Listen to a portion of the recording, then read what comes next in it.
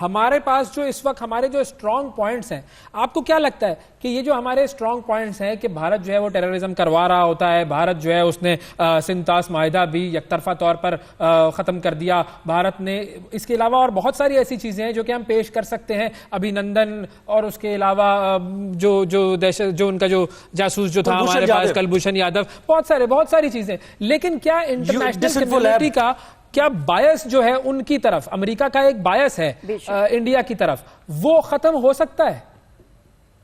देखिए, अमेरिका ने भी एक चीज स्टडी की है। इस वक्त जो आपने पूरे जो सिनेरियो गुजरा है और जो ये हालात गुजरे हैं, इसमें पाकिस्तान ने जब रिस्पॉन्ड किया है तो उसके अंदर उसके रिस्पॉन्स में आपको तीन चीजें एक नुक्ते के ऊपर नजर आती है, ये ध्यान में रखिएगा।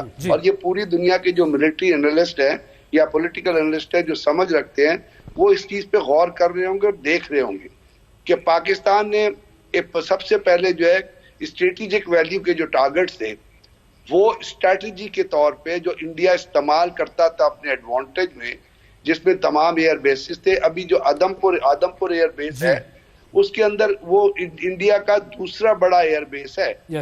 उसका पहला एयर बेस बड़ा जो वो गाजियाबाद में है वेस्टर्न कमांड के अंदर, और आदमपुर एयर बेस के ऊपर जो उनके अंदर अंडरग्राउंड स्टोरेज फैसिलिटी है ना और हैंगर्स है, वो एशिया में सबसे बड़े। और उधमपुर एयरफील्ड वो है जहां उन्होंने वो मिग तैयारे रखे हुए हैं जो न्यूक्लियर वॉरहेड कैरी कर सकते हैं। और उधमपुर एयरफील्ड के पीछे वहां से कोई 2-2.5 किलोमीटर के ऊपर ब्रह्मोस की स्टोरेज साइट है, एक नगरोटा में थी और एक नगरोटा को भी हमने हिट किया और हमने उधमपुर एयर बेस को भी हिट किया। तो उसके बाद आप आ जाइए सूरतगढ़ पे आ जाइए, सिरसा पे आ जाइए, आप बाकी जितने भटिंडा पे आ जाइए, तो हमने वो जो स्ट्रेटेजिक वैल्यू के टारगेट थे हमने वो हिट किए।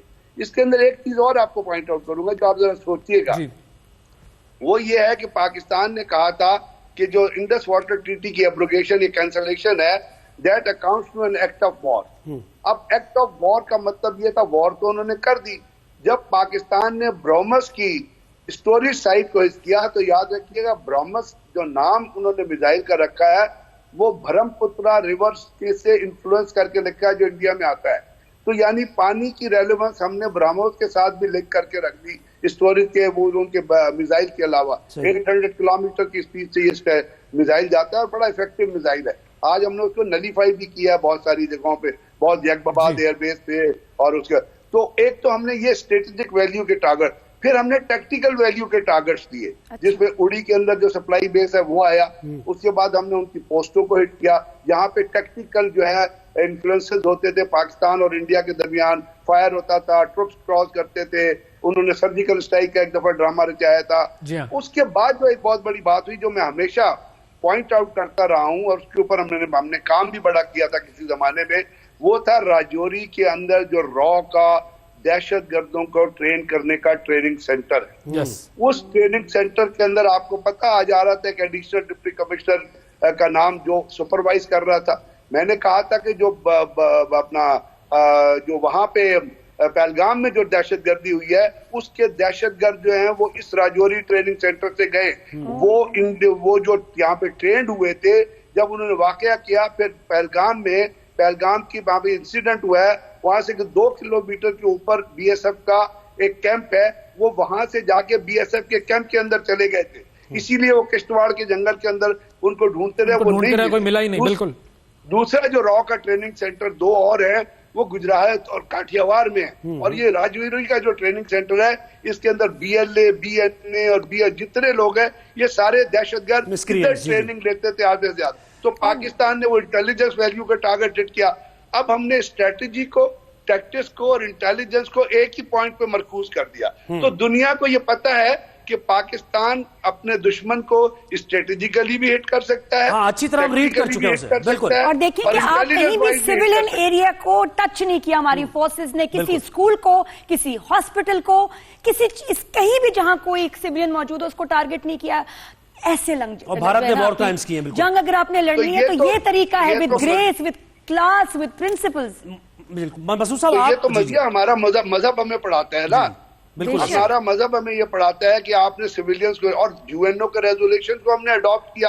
यूएन का आर्टिकल 51 हमने अडॉप्ट किया, उसके तहत हमने रिटेलिएट किया। तो हमने तो तमाम लीगल बाइंडिंग सामने रखते बिल्कुल हुए जिनेवा कन्वेंशन के तहत हमने किया। बिल्कुल आपसे कह रहे हैं गजनफर साहब, अभी बात हुई कि जी इजराइल और भारत जो है उनका एक गठजोड़ है, और जो ड्रोन हमले भी पाकिस्तान पर उन्होंने करने की कोशिश की वो भी इजरायली ड्रोन थे, और इजराइल और भारत जो है वो मिलकर ये अपनी टेक्नोलॉजी और उनकी एक स्ट्रेटेजिक पार्टनरशिप है। अब मुझे ये बताइए कि जाहिर है ये दोनों अब जब हारे हैं, क्योंकि भारत की हार जो है वो एक तरीके से इजराइल की भी हार है, तो ये जो दोनों हारे हैं तो ये दोनों शातिर दिमाग अब दोबारा बैठकर क्या सोच रहे होंगे पाकिस्तान के बारे में, और क्या हम उनसे एक्सपेक्ट कर सकते हैं? देखिए, हम सब ने नरेंद्र मोदी को और उसके गैंग ऑफ फोर को कंडेम किया और करना चाहिए, लेकिन मैं उसका I am very thankful to him also, and army is also thankful to him. वो इसलिए कि हमने जो मिसाइल्स बनाए थे, जो हमने JF-17 थंडर बनाया था, जो हमने J-10 बनाया था, वो हमने रेंजेस के ऊपर तो टेस्ट कर लिए थे मिसाइल्स कि जी ये 30,000 किलोमीटर तक जा सकता है, ये 1,000 किलोमीटर तक जा, लेकिन हमने उसकी प्रैक्टिकल लाइव टेस्टिंग नहीं की थी। लाइव टेस्टिंग उस वक्त होती है जब आप कॉम्बैट में होते हैं, तो साफ जाहिर है पाकिस्तान तो वो कॉम्बैट शुरू नहीं कर सकता था, ना वो वॉर शुरू कर सकता था। अब नरेंद्र मोदी ने अपनी अहमखाना हरकतों से हमें ये चांस प्रोवाइड किया, तो I am grateful to him यार, कि तुमने हमें चांस दिया कि हमने फतेह को टेस्ट किया, फतेह 1 को टेस्ट। अगर आप हमें और चांस देंगे तो हम फतेह 2 को भी टेस्ट कर लेंगे, शाहीन को भी टेस्ट कर लेंगे, गजनवी को भी टेस्ट कर लेंगे, अब्दाली को भी टेस्ट कर लेंगे। तो पाकिस्तानी कौम जो है ना वो ग्रेटफुल है इंडियन स्टूपिड लीडरशिप की, जिसकी वजह से हमें ये चांस मिला कि हमने अपने एसेट्स को टेस्ट किया है। दूसरी चीज जो आपने बताई इजराइल के बारे में और इंडिया, देखिए दुनिया में एक नेक्सस चल रहा है, याद रखिएगा, वो नेक्सस है ज़ियोनिज्म का, और उसके अंदर है हाई ग्रेड क्रिश्चियन, जिनको आप नियोकॉन्स कहते हैं। नियोकॉन्स और ज़ियोनिज्म का जो नेक्सस है, इसकी रिफ्लेक्शन आपको गजा में नजर आती है, जहां पे उन्होंने 90,000 के करीब 1 लाख से ज्यादा फलस्तीनियों को शहीद कर दिया। इसलिए कि जो हाई ग्रेड क्रिश्चियंस हैं वो अमेरिका के पॉलिसी साज इदारों में ज़ियोनिस्ट जो लॉबी है, और ज़ियोनिज्म का मतलब है दहशतगर्दी। जो हाई ग्रेड ज़ियोनिस्ट हैं वो ये कहते हैं to talk against Israel is to talk against God. So वो उस चीज को लेके चलते हैं, और वहां पे नियोकॉन्स का और ज़ियोनिज्म का एक बहुत स्ट्रॉन्ग नेक्सस जो दुनिया को तबाह कर रहा है। अब उसके अंदर एक और चीज आ गई, वो है हिंदुत्व और मुद्दत्वा। अब ये हिंदुत्व और मुद्दत्वा जो है ये मिल गया ज़ियोनिज्म के साथ और नियोकॉन्स के साथ। तो ये तीनों चीजें जो हैं ये रिफ्लेक्ट कर रही हैं अब आपके सब कॉन्टिनेंट में, और रिफ्लेक्ट कर रही है पाकिस्तान और इंडिया की रिलेशनशिप पे। क्योंकि जब उन्होंने ये ड्रोन्स फायर किए तो वो इजरायली ड्रोन्स थे, उससे पहले जो उन्होंने मिसाइल्स फायर किए वो भी स्पाइक्स थे जो इजरायली मिसाइल थे। और लोग कह रहे हैं कि इजराइल ने इंडिया को बेचे हैं। मैं आपसे अर्ज कर रहा हूँ, ये बेचे नहीं है, ये उन्होंने डोनेट किए हैं हम इंडिया को। और मैंने जिस वजह ये शुरू हुई थी तो हमने ये इंटरसेप्ट किया था कि इजराइल का एक मुसैद का और इजराइल आर्मी का एक मेजर जनरल की क़यादत में एक वफ्द है जो नदरन कमांड के अंदर बैठा हुआ था, जनरल ऑफिसर कमांडिंग नदरन कमांड के साथ ये सारी चीजों को कंबाइन कर रहा था।